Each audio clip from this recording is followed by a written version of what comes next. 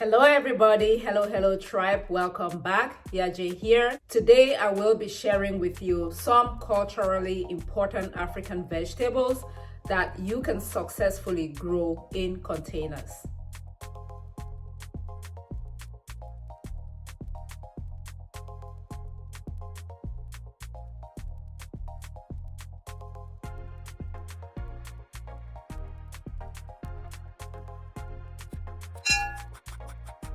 So today I wanted to share with you some African vegetables that you can successfully grow in containers. And I'm sharing based on my experience of growing these vegetables out in my Zone 9A garden here in Houston, Texas. If you live in an apartment or you live in a house and you don't have a backyard garden, or you don't just want to go big yet, you want to test things out, this video, this information will be valuable to you. On my list, I have 6 vegetables and I'm just going to go through them.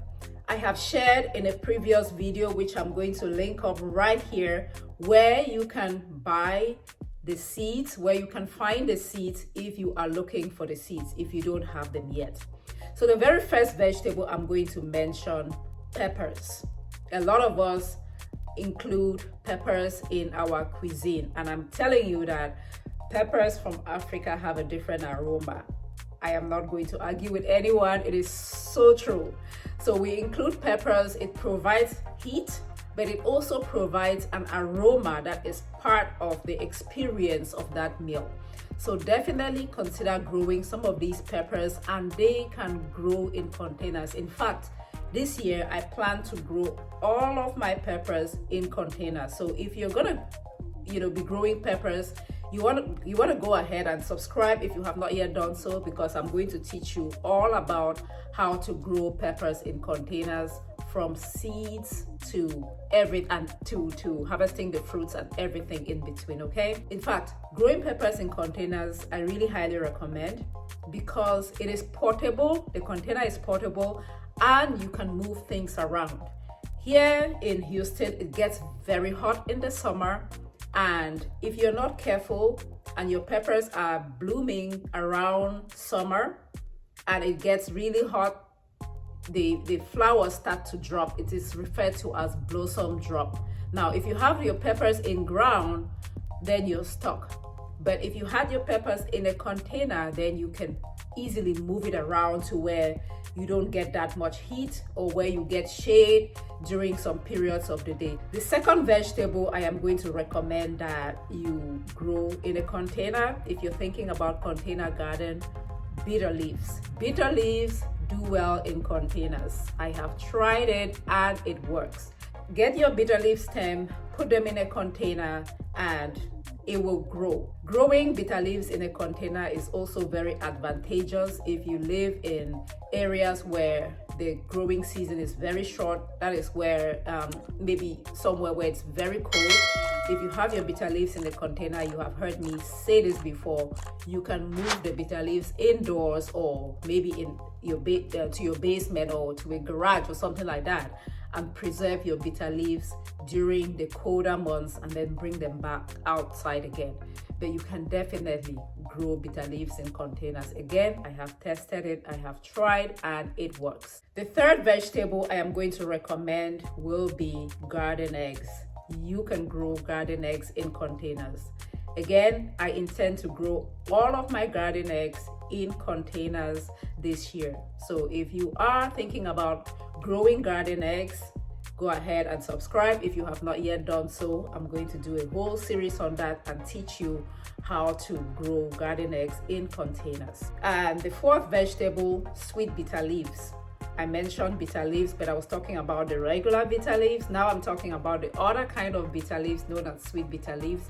You can grow them in containers. They do very well in containers. Vegetable number 5, the green amaranth, the African greens, or the amaranth. In Jamaica, I think it's called kalaloo.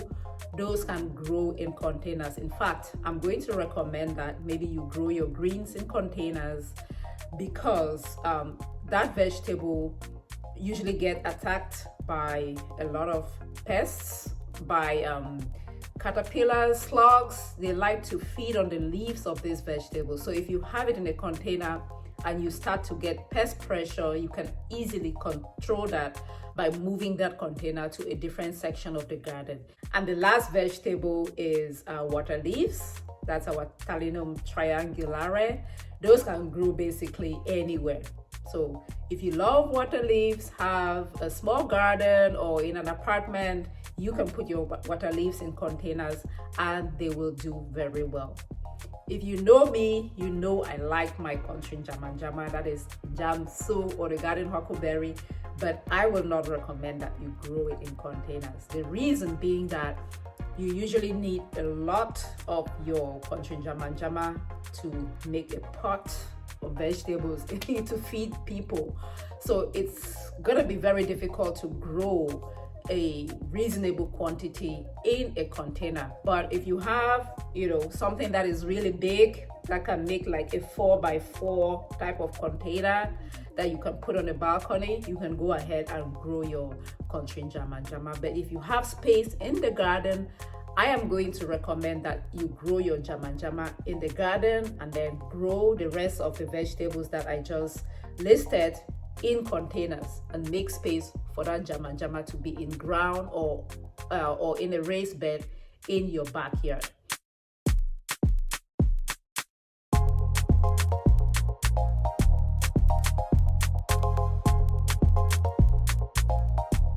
Until next time, have the most amazing day. Grow a garden, because when you grow a garden, you grow health. Bye.